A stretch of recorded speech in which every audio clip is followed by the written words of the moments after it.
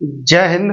तो आज का जो टॉपिक है वो फिजिक्स क्लास 12 फिजिक्स का कूलाम का नियम लॉ ऑफ द कूलाम। तो कूलाम का नियम है, क्योंकि इस पे बहुत सारे कमेंट आ रहे थे कि कूलाम का नियम समझ नहीं आ रहा है थोड़ा, क्योंकि बहुत सारे बच्चे होते हैं ना कुछ जो नियम कोई जैसे कूलाम का नियम हो गया, गॉस की फिर में होगी, तो ऐसे कुछ चीजें हैं जिन पे उन्हें बहुत ये लगता है कि ये कठिन है, बहुत उन्हें डाउट होता है। तो इन चीजों को आज जो कूलाम का नियम है, तो ये कूलाम का नियम आपको बिल्कुल इस वीडियो में बेसिक तरीके से और बिल्कुल सरल भाषा में आपको पढ़ा के और आपको समझा दिया जाएगा और याद करवा दिया।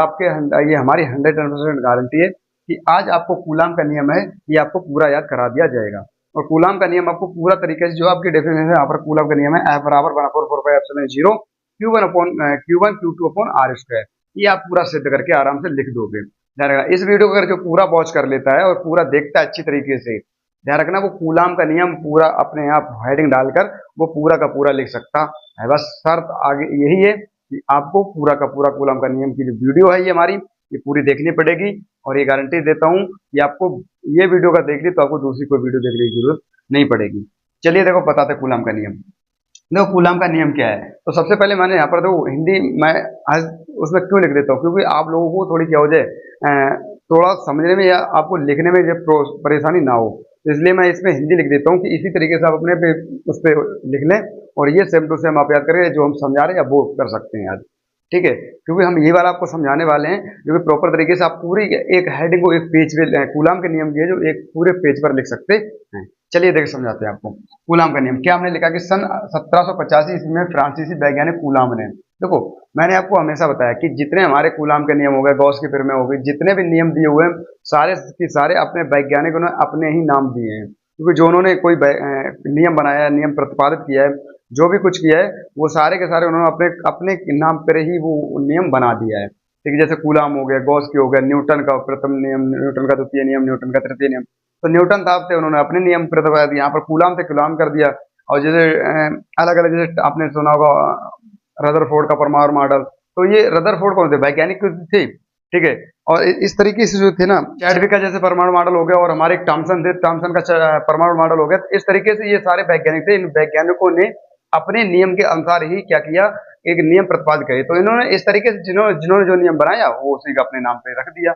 न्यूटन के हिसाब से देख लो आप, न्यूटन ने अपने नाम रख दिए। तो इसी तरीके इन्होंने कूलाम का था, तो कूलाम ने भी अपना क्या किया, इन्होंने नियम प्रतिपादित किया तो उसी को नाम दे दिया कूलाम का नियम। ठीक है, तो क्या बताया उन्होंने कि सन 1785 ईस्वी में, सन 1785 ईस्वी में फ्रांसीसी के वैज्ञानिक थे, तो फ्रांसीसी वैज्ञानिक कूलाम ने अपने निष्कर्षों के आधार पर क्या किया कि दो बिंदुओं के बीच कार्यरत वैद्युत बल, दो बिंदुओं के बीच कार्यरत वैद्युत बल को प्रतिपादित किया, जिसे क्या बोल दिया, कूलाम का नियम कहा था या कहा है। ठीक है, तो सीधा बता देना कि सन 1785 ईस्वी में फ्रांसीसी वैज्ञानिक कूलाम ने क्या किया, अनेक प्रयोगों पर प्राप्त निष्कर्षों के आधार पर किन्हीं दो बिंदुओं के बीच कार्यरत वैद्युत बल को प्रतिपादित किया, जिन्हें क्या दे दिया, कूलाम का नियम कहते हैं। इतनी बात समझा कि चलिए आगे बढ़ते हैं। आगे क्या कह रहा है, अब आपको समझाना कैसे, इसका आगे लिखना किस तरीके से। देखो आपको सिंपल यहाँ पर इस तरीके से आपको एक चित्र बना लेना है, एक Q1 और एक Q2 के हिसाब से। तो Q1 आपका एक ये होगा, एक ये होगा, बीच में R की दूरी दे रखी है। ठीक है, इनमें मतलब दोनों बीच में बल लग रहा है, तो उसी बल को प्रतिपादित करना है, तो उन्होंने किया है। तो उसको किस तरीके से हमें यहाँ पर करना है, किस तरीके से लिखना है, किसी ने कूलाम का नियम पूछ लिया किस तरीके से बताना है, या आपको क्वेश्चन अगर आपके आ गया प्रीवियस बोर्ड में अगर आ गया तो आपको किस तरीके से लिखना है, तो वो चीज अगर आप इस वीडियो में देखते हो आपको पूरा कंप्लीट हो जाएगा। चलिए देखिए यहाँ पर क्या बताना है कि किन्हीं दो स्थिर बिंदुओं आवेशों के बीच कार्यरत वैद्युत बल दोनों आवेशों के परिणामों के गुणनफल के अनुक्रमानुपाती तथा उनके बीच की दूरी के वर्ग के अनुक्रमानुपाती होता है। ठीक है, इतना चीज आपको ध्यान रखना। क्या बताना है कि किन्हीं दो स्थिर बिंदु है, तो एक Q1 और Q2 हमारे किन्हीं दो स्थिर बिंदु हो गए। ठीक है, उनके बीच कार्यरत वैद्युत बल, उनके बीच कार्यरत वैद्युत बल और दोनों आवेशों के परिणाम, जो इनके जो दोनों आवेश हैं इनके आवेशों के परिणाम को जो गुणनफल होगा वो कैसे होगा, अनुक्रमानुपाती होगा। कैसा होगा, अनुक्रमानुपाती। तथा बीच की दूरी जो R हमारी है, ये बीच की दूरी जो होगी वो वर्ग के व्युत्क्रमानुपाती होगी। तो वर्ग जैसे यहाँ पर देखो कि R स्क्वायर लिखा, तो ये वर्ग चढ़ गया नहीं चढ़ गया, तो ये व्युत्क्रमानुपाती होता है। ठीक है, इतनी चीज समझना कि नहीं आगे। चलिए आगे क्या बताते हैं। तो कह रहा है कि यदि दो स्थिर बिंदुओं आवेश Q1 व Q2 परस्पर R दूरी पर है, तो देखो एक Q1 और Q2 ये परस्पर दोनों कितनी है, एक R दूरी पे देखो रखे हुए हैं। तो यहाँ पर बताना है कि किन्हीं ये कहते हैं यदि दो स्थिर बिंदु या दो स्थिर बिंदु आवेश Q1 तथा Q2 r दूरी पर स्थित हैं, r दूरी पर क्यों स्थित हो, तब उनके बीच कार्यरत वैद्युत बल, तब उनके बीच कौन सा कार्यरत वैद्युत बल, बल बराबर क्या होता है फोर्स, फोर्स मतलब F। तो F हमारा क्या अनुक्रमानुपाती, तो F अनुक्रमानुपाती Q1 जो हमारे ये दो बल लगे एक ये और एक ये Q1 और Q2, तो F अनुक्रमानुपाती Q1 Q2 upon R square, क्योंकि यहाँ पर देखो ये R क्या है, ये वर्ग के व्युत्क्रमानुपाती है, तो यहाँ पर वर्ग लगा दिया, ये व्युत्क्रमानुपाती हो गई। अथवा इसको हम और तरीके से कैसे लिख सकते हैं, तो इसको हम इस तरीके से भी लिख सकते हैं F इक्वल के Q1 Q2 upon R square, ठीक है। तो यहाँ पर ये K हमारा ये हमारा एक नियतांक है, क्या है, ये नियतांक हमारा होता है, K जो हमारा रहता है ये नियतांक रहेगा, इसका एक पावर भी होती है वो यहाँ पर हमने लिख रखी है 9 × 10⁹ ठीक है, ये इसकी न्यूटन मीटर स्क्वायर में होती है, ठीक है। तो इस अब ये इसका भी बताएंगे आगे, ठीक है। तो इस तरीके से क्या फिर तो आप ये लिख दो F अनुक्रमानुपाती Q1 Q2 upon R square, या आपको इस तरह लिख सकते हो F इक्वल के Q1 Q2 upon R square, ये भी लिख सकते हो। तो यहाँ पर अगर आप इस तरीके से लिखते हो तो यहाँ पर आपको बताना पड़ेगा जो K हमारी है वो क्या एक नियतांक है, नियतांक, ठीक है। चलिए आगे बढ़ते हैं। तो यहाँ पर क्या, अब देखो नीचे वो सीधा कह रहा है कि यदि आवेश वायु या निर्वात में हो, देखो आवेश जब हमारा किसी वायु या निर्वात में जब लगता है, देखो निर्वात मैंने बताया निर्वात क्या होता है, जहाँ पे ऑक्सीजन की मतलब वायु की मात्रा ना हो, ऑक्सीजन ना हो, तो वहां पे निर्वातों से बोलते हैं। तो क्या होता है कि वायु या निर्वात में स्थित हो तब क्या करें, मात्रा को एसआई पद्धति, देखो एक आपका एसआई पद्धति होता है, एक आपका सीजीएस पद्धति होता है। सीजीएस पद्धति आपका अलग होता है, एसआई पद्धति आपका अलग होता है। तो एसआई पद्धति के लिए जो प्रयोग किया जाएगा वो क्या किया जाएगा, के का मान जो होगा 9 × 10⁹ क्या होगा, न्यूटन मीटर स्क्वायर पर कूलम स्क्वायर होगा। तो अभी जो हमने यहाँ पर के लिखा है ये के का मान यहाँ पर रखना पड़ेगा हमको, क्या 9 × 10⁹, ये सारे लोगों को याद होना चाहिए कि के का मान क्या होता है। अभी आपको एप्सिलॉन जीरो बताएंगे एप्सिलॉन जीरो का क्या मान होता है, ठीक है। बहुत सारे लोग ये एप्सिलॉन जीरो में के मान में कंफ्यूज हो जाते हैं, ठीक है। शायद मैंने इधर लिखा भी होता है, यहाँ पर ये लिख रखा है पहले से ही। तो क्या होगा कि ये प्राप्त होता है, तो हम क्या लिख सकते हैं, देखो आपको जो हमने यहाँ पर ये लिखवाया था ये सेम टू सेम आपको लिख लेना F इक्वल के Q1 Q2 upon R square. अब इस के की जगह हम क्या रख देंगे, इसका के का मान रख देंगे। तो देखो हमने के की जगह मान रख दिया 9 × 10⁹ और ये सेम लिख दिया Q1 Q2 upon R square, और किसमें न्यूटन में रहेगा, ठीक है।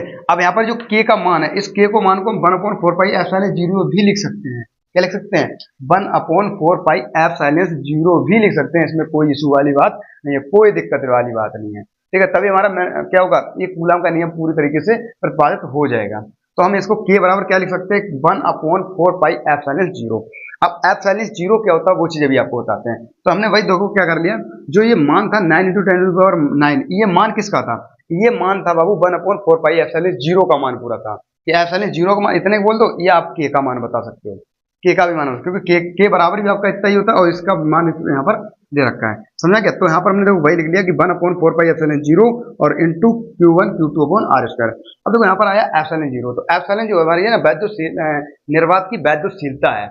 अगर आपसे कोई पूछता है कि इसमें एप्सिलॉन है क्या, तो बहुत सारी ये चीज नहीं समझ में आती कि एप्सिलॉन क्या चीज है। तो आप सिंपल तरीके से आप बता सकते हो कि जो हमारी ये एप्सिलॉन है, ये एप्सिलॉन ये वैद्युत निर्वात की वैद्युतशीलता है, क्या है, निर्वात की वैद्युतशीलता।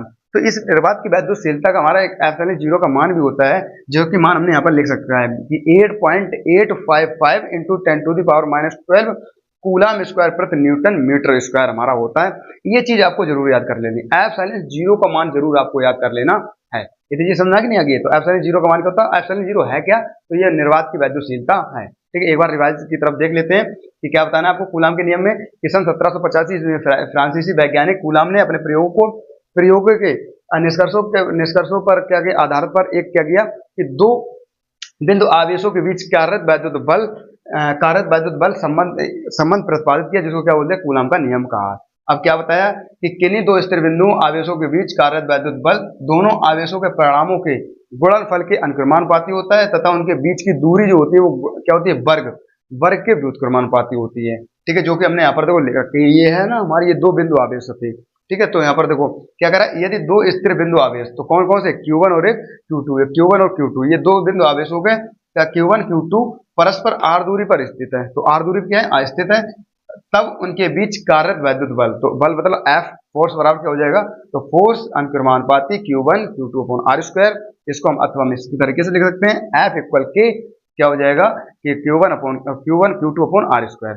ठीक है, तो के का मान भी हमारा होता है और ये के का मान क्या है, ये हमारा नियतांक होता है। कि हमारा क्या है कि नियतांक है, तो क्या कहेंगे, यदि आवेश वायु या निर्वात में स्थित हो तब मात्रकों का ऐसा ही पद्धति के लिए प्रयोग के का मान क्या होगा, 9 × 10⁹ न्यूटन मीटर स्क्वायर प्रति कूलम स्क्वायर प्राप्त होता है। तो हम क्या करेंगे भाई, लिख देंगे F = 9 × 10⁹ Q1 Q2 upon are square.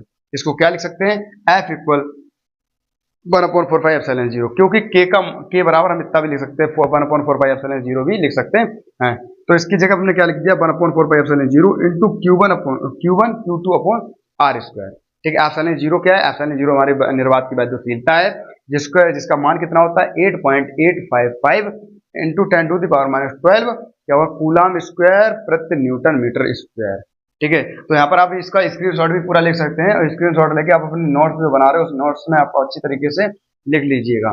ठीक है, तो आई होप ये वीडियो आपको पसंद आई होगी। पसंद आई तो वीडियो को लाइक कर देना, चैनल को सब्सक्राइब कर लेना और कमेंट प्यारा सा कर देना। मिलते हैं नेक्स्ट वीडियो के साथ, तब तक के लिए जय हिंद।